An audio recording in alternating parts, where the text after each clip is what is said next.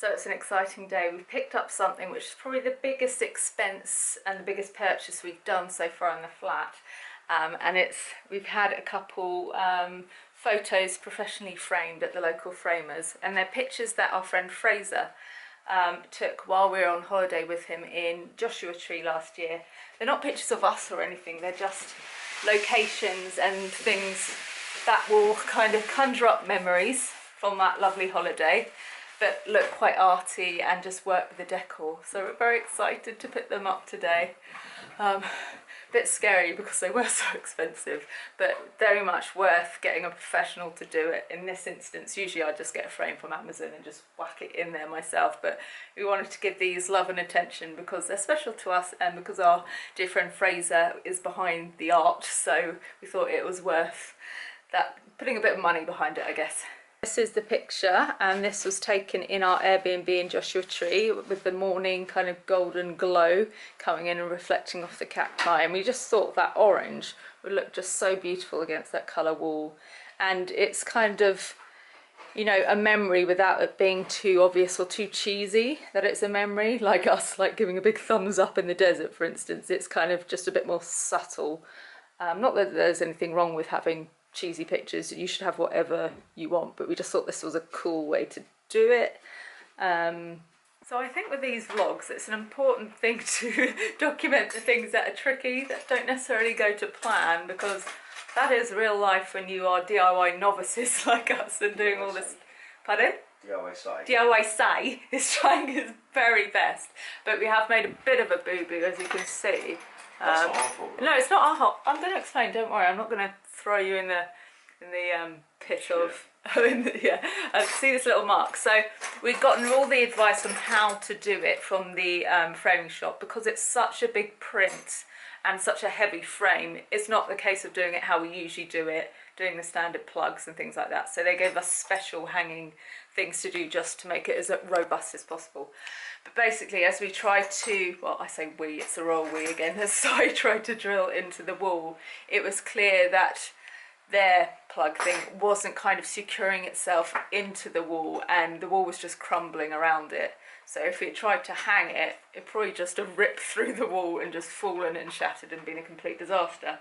So we're having to rethink it, and so I was just going to go down the route we usually use with our own plugs and hope that it works, but we've already made a bit of a mess of the wall, so we're just hoping we can cover that up. And then the next issue is we're trying to get it to look straight, and that's really fine if your house is straight, but ours isn't. Walls and ceilings and floors are all wonky, so it's very hard to see if things are straight. And even if you know, spirit level says it's straight, it doesn't mean that's the right call, because if your house isn't straight, it's going to look wonky.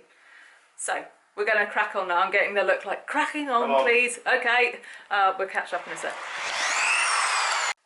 So this is the moment where we find out whether it's a complete disaster or not. Oh, pray for us. How are you feeling, Si? Nervous. Yeah. Oh, please. It's only cost us a whole year's salary.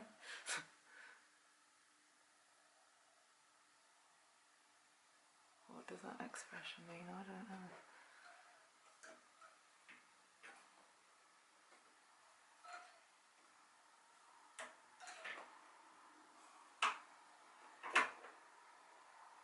Okay. So disconnected. Oh no, that hole's exposed, isn't it? The hole's exposed, is it? No. Oh no. Oh, has he done it? The thing is, what? holes exposed on this side. Is it enough that It's. We'll have to. Well, we can do a fill job, whatever. But it's kind of like, it's not bad. We can deal with that. That's fine. Okay. And how does it look? Like. Yeah, it looks That lovely. looks great, doesn't it? Looks beautiful. Yeah. Beautiful. Right, I'm going to rub out all the marks so that at least it looks better on that front. So, we've got loads to catch up on. I honestly don't know where to start. So, yeah, I can't remember. Oh my god. Well, that'll update you. Good timing, buddy. So at the moment, I'm living with this furry guy. This is Nimbus. He's Siamese, and it's Erin's cat. Obviously, if you've been following my vlogs or my social media, you know about my friend Erin and that we've been fundraising for her to get some life-saving surgery. The surgery is now a few weeks away, and oh god, I've got my twitchy eye back. You can tell I'm stressed.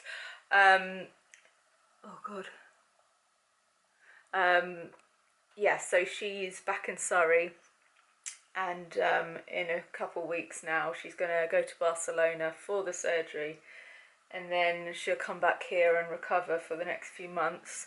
So during that time I'm going to be looking after Nimbus, and we got him, so it's Monday today, we got him on Wednesday, and he settled in really good, a bit too good if anything.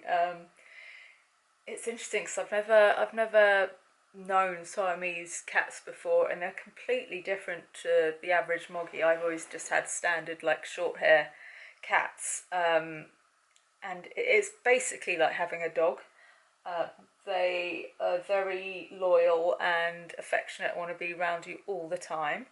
Literally, I'll sit down and he'll just come straight in my lap, so it's very hard to get stuff done. He likes to climb everything. So we've had to take things off shelves and things like that, because if you take your eye off him for a second, he'll be up climbing on something. Very chatty, so constantly meowing.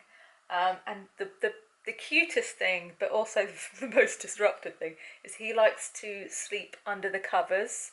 And not just that, he likes to sleep under the covers and between my legs. Which is nice because he doesn't use his nails at all, hasn't the whole time.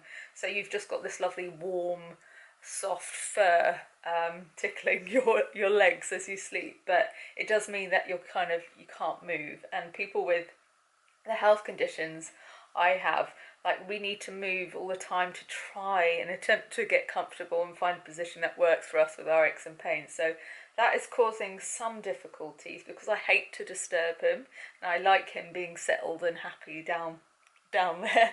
But at the same time, like the other day, his first night when I really didn't want to disrupt him too much, I just stayed rigid for about, I don't know, for hours. And then when I moved, I've never heard anything like it. It was like, you know, those kind of heat pad things that you get that you have to break and they make that crackly noise. My body was like that, essentially. So that was crazy. What else has happened? Yesterday I went for family lunch, kind of a faux birthday with my brother, who's also got an October birthday. So saw my mum, dad, my niece, and my brother and his wife. What else?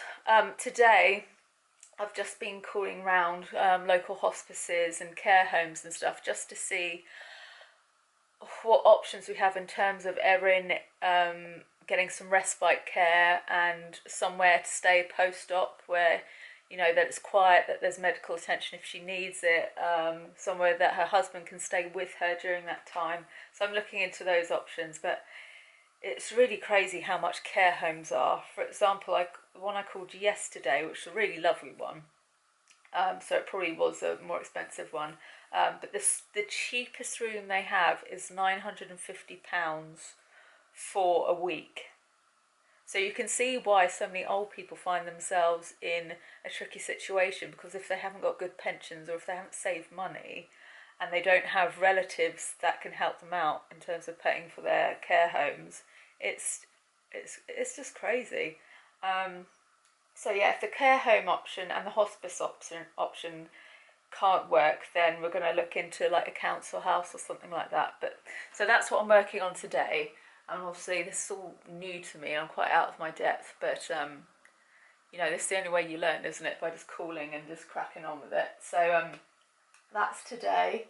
I'm going to try and film some content for the home account because the work side of my life has slid somewhat for the last few weeks. What else can I update you on? Mum's undergoing some tests at the moment.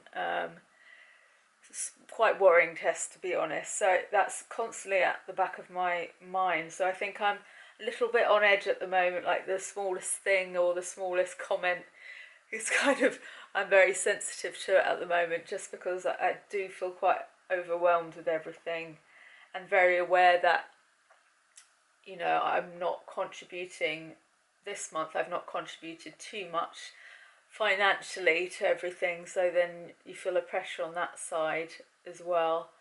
I just think, you know, you just have to look at it as, this is what needs my energy and effort right now, and there's no choice. This is the only decision. It's not like, oh, should I? It's like, of course, if your friend needs you do it. And Erin's someone that I know she would do exactly the same thing. So you just have to rally round and support, don't you? And that's what friendship's about, isn't it? And I just hope after the op she gets the life she deserves back, and that Zach and her can really just enjoy married life and live like normal 30-somethings, then get outside. I mean, we take these things for granted so much, but even me, the fact that I can sit in a lounge and watch TV, Erin can't do that. And you think of that as something very mundane, almost boring perhaps, but no, that's something to be celebrated. Making your own breakfast, that's something to be celebrated. So yeah, I can't wait for Erin to be in a position where she can not only enjoy the simple things, there he is, but can enjoy the spectacular things again that life has to offer. God, sorry, I've been talking for 7 minutes. But yeah, I just thought I'd update you, because I've been a terrible vlogger lately, and I'm very aware of it. But just so you know that what's going on, really. And as always, I just want to reiterate this. There's always more stuff going on that I can't share with you, because it's not about me, even though it impacts me heavily. So just a reminder to people, again, that I'm not going to be the only one in this situation that, while sharing a lot of stuff, doesn't share everything. So just be kind. Just be, try and be non-judgmental. Try, and you can offer advice and stuff like that, but just always have in the back of the mind that you might not have the full story. So just to go gently, I guess, is what I'm saying. Yeah. Anyway, I'm going to attempt to get some work done now. But this little guy, I think, oh, see what I mean? How can I get any work done? He's absolutely devoted. I'd say he's more cuddly and more needy than Rosie, which I thought was an impossible feat, but you've achieved it, buddy. Well done. You're saying hello to YouTube. You're very handsome, aren't you? Very handsome boy.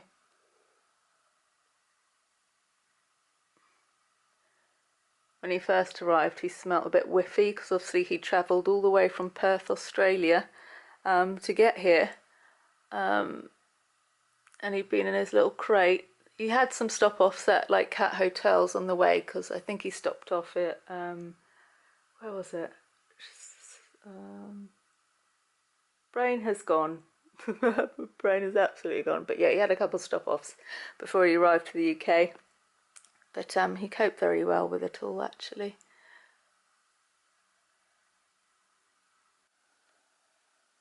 Oh, now you're behaving, are you? You're just saving the naughtiness for when the camera's not on, eh? As if butter wouldn't melt.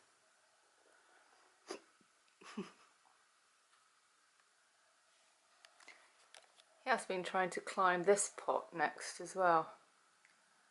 Don't you dare break my Facebook Marketplace bargain. There he goes. What's occurring? You being a nosy neighbour? I think you might be. Taking after his adoptive mum.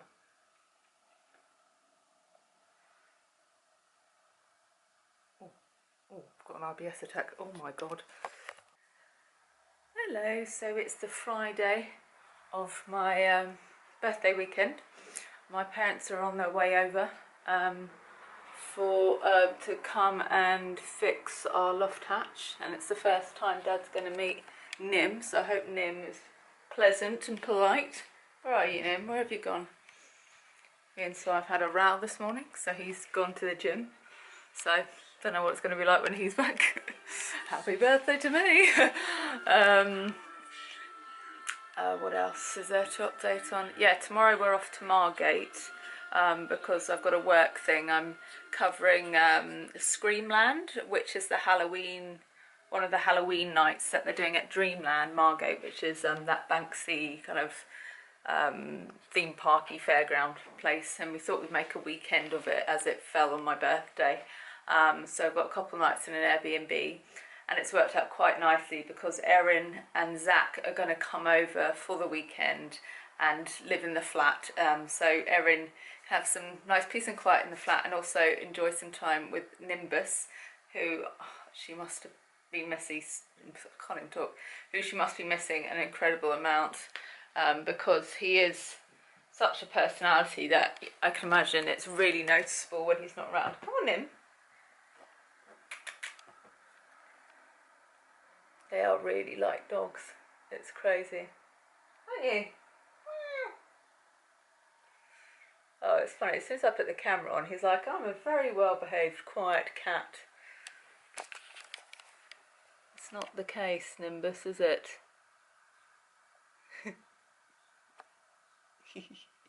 Come on. Still the show. Like you know you want to. Oh, okay. Anyway, have I shown you the art now it's up? I think I filmed when we were putting it up, but here it is in all its glory. And I got that throw from TK Maxx because I thought it just teamed it all. I can't talk. It just brought it all together is what I'm trying to say. Not very well.